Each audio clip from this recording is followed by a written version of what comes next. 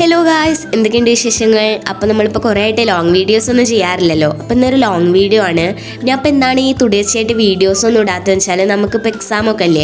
അപ്പോൾ എല്ലാവരും പഠിക്കാനൊക്കെ തുടത്തിയോ അതോ ഇൻ്റെമാർ ഇപ്പോഴും യൂട്യൂബ് ഇൻസ്റ്റഗ്രാമൊക്കെ കണ്ടിരിക്കുകയാണോ? അപ്പോൾ എല്ലാവരും നന്നായി പഠിക്കുക. ഇന്നൊരു ഗിഫ്റ്റ് ഐഡിയ ആണ് നമ്മൾ ചെയ്യാൻ പോകുന്നത്. ഒരു ബോക്സ് ഗിഫ്റ്റാണ്. ഇതിൽ നമുക്ക് ചോക്ലേറ്റ്സും ലെറ്റേഴ്സൊക്കെ എഴുതിയിട്ട് പിന്നെ നമ്മുടെ ഫ്രണ്ട്സിൻ്റെ ബർത്ത്ഡേക്കോ അല്ലെങ്കിൽ വാലൻറ്റൈൻസ് ഡേ അങ്ങനെ എന്തിനേയും നമുക്ക് കൊടുക്കാം. ഫസ്റ്റ് ഒരു A4 ഷീറ്റ് എടുത്ത് ആ കാണുന്ന മെഷർമെൻറ്റിലൊന്ന് കട്ട് ചെയ്തെടുക്കുക. ഇത് കാണുമ്പോൾ സ്ക്വയർ ആണെങ്കിലും ഇത് സ്ക്വയർ അല്ല, നമ്മൾ ചെറിയ ചെറിയ മെഷർമെൻറ്റ് വ്യത്യാസം ഉള്ളതുകൊണ്ടാണ് നമുക്കത് സ്ക്വയർ ആയിട്ട് തോന്നുന്നത്.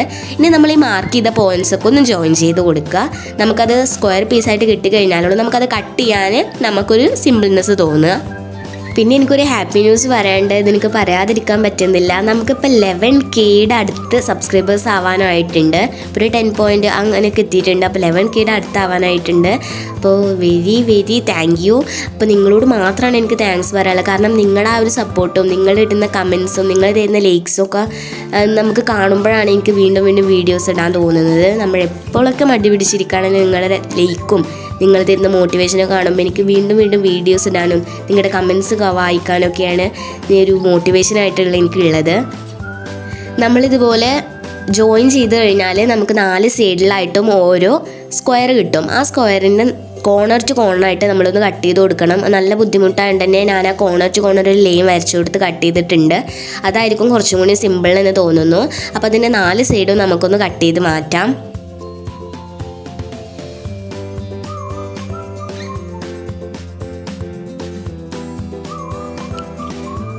നമ്മളത് കട്ട് ചെയ്ത് കഴിഞ്ഞാൽ ഇതിപ്പോൾ ഒരു ബൂമറാങ്ക് ആ ഒരു മോഡലുള്ളൊരിത് കിട്ടും. അത് കിട്ടിക്കഴിഞ്ഞാൽ നമുക്കിതൊന്ന് മടക്കി ഒന്ന് പേപ്പറിനൊന്ന് ലൂസാക്കി കൊടുക്കണം. നമ്മളിത് ഗ്ലൂ വെച്ചൊന്ന് മടക്കി കൊടുക്കുമ്പോഴൊക്കെ അത് നമ്മളിങ്ങനെ മടക്കി കൊടുത്തില്ലെങ്കിൽ നമുക്കതൊരു ബുദ്ധിമുട്ടായിട്ട് തോന്നും. അപ്പോൾ ഇപ്പം തന്നെ ഒന്ന് മടക്കി കൊടുത്തു കഴിഞ്ഞാൽ നമുക്കത് നമ്മൾ ചെയ്യുന്ന വർക്കിനും അതൊരു ഈസിനെസ് ആയിട്ട് മാറും.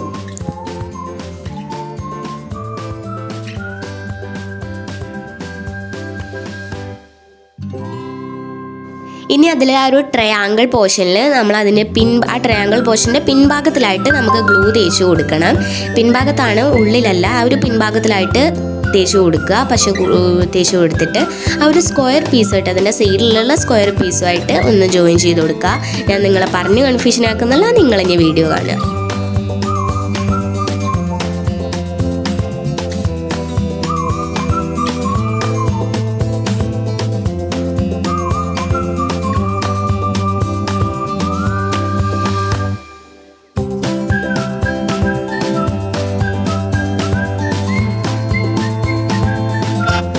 നമ്മളങ്ങനെ 4 സൈഡും ഒന്ന് ഒട്ടിച്ചു കൊടുത്തിട്ടുണ്ട്. ഇതെന്താണ് ഇങ്ങനെ തീരെ ബലത്തിൽ നിൽക്കാത്ത വെച്ചാൽ നമ്മൾ A4 ആണല്ലോ എടുത്തിട്ടുള്ളത്. അപ്പോൾ ഇത് ചെയ്ത് കഴിഞ്ഞപ്പോഴാണ് ഇത് A4 ഇത്ര ലൂസിലാണ് നിൽക്കുകയെന്ന് എനിക്ക് മനസ്സിലായത്. അതുകൊണ്ട് തന്നെ നിങ്ങൾ ചാർട്ട് പേപ്പർ എടുക്കാൻ ശ്രദ്ധിക്കുക. അതാകുമ്പോൾ കുറച്ചും കൂടി ഒരു തിക്നെസ്സും നമുക്ക് നല്ല പെർഫെക്റ്റ് ആയിട്ട് നിൽക്കുകയും ചെയ്യും. ഇനി ഇതിന് മുകളിലായിട്ട് നമുക്കൊരു അടപ്പ് വേണമല്ലോ. അതിന് വേണ്ടിയിട്ട് ഈ കാണിക്കുന്ന മെഷർമെൻറ്റിലൊന്ന് കട്ട് ചെയ്തെടുക്കുക. നേരത്തെ കാണിച്ച അതേ മെത്തേഡിൽ തന്നെ ആ സൈഡൊക്കെ ഒന്ന് കട്ട് ചെയ്ത് സൈഡായിട്ട് ഒട്ടിച്ചു കൊടുത്തു കഴിഞ്ഞാൽ നമുക്ക് ആ വേറൊരു ഷേപ്പിൽ അതിൻ്റെ മുകളിലുള്ള അടപ്പ് കിട്ടും.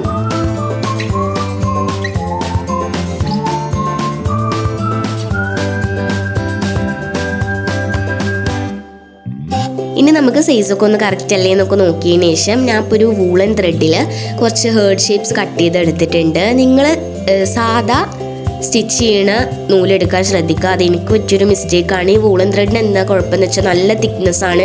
അതിങ്ങനെ കാറ്റിലിങ്ങനെ ആടാത്തൊരു ടൈപ്പിലാണ് നിൽക്കുന്നത്. നമുക്കിതിങ്ങനെ നല്ല ലൂസായിട്ട് കിടക്കുമ്പോഴാണ് അതിന് കാണാനൊരു ഭംഗി. അപ്പോൾ ഞാൻ ഇപ്പോൾ ഈ വൂളൻ ത്രെഡ് ആയിരിക്കും കുറച്ചും കൂടി നല്ലത് എന്ന് വിചാരിച്ചിട്ടാണ് ഇതെടുത്തത്. അതെനിക്ക് പറ്റിയൊരു മിസ്റ്റേക്കാണ്. നിങ്ങൾ സാധാ സ്റ്റിച്ച് നൂല് എടുത്തു കഴിഞ്ഞാലായിരിക്കും കുറച്ചും കൂടി ഭംഗി.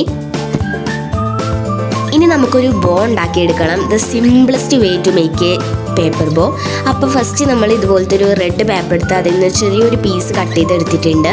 ഇനി കാണിക്കുന്നത് പോലെ അടിയിലും മുകളിലായിട്ടൊന്ന് ഗ്ലൂ തേച്ച് കൊടുക്കണം. ഗ്ലൂ തേച്ച് കൊടുത്തതിന് ശേഷം നമ്മളത് ഒട്ടിച്ച് കഴിഞ്ഞാൽ നമ്മൾ ആ ഒരു സൈഡും ഈ ഒരു സൈഡുമായിട്ട് ഒട്ടിച്ച് കൊടുക്കുക. നിങ്ങൾക്ക് വീഡിയോയിൽ കാണുമ്പോൾ മനസ്സിലാകുന്നുണ്ടാവും. അതൊന്ന് ഒട്ടിച്ച് കൊടുത്തു കഴിഞ്ഞാൽ നമുക്ക് ഇതുപോലെ ഒരു ഐറ്റം കിട്ടും. ഐറ്റം കിട്ടിക്കഴിഞ്ഞാൽ നമുക്ക് മറ്റേതും അതുപോലെ തന്നെ ചെയ്തെടുക്കാം.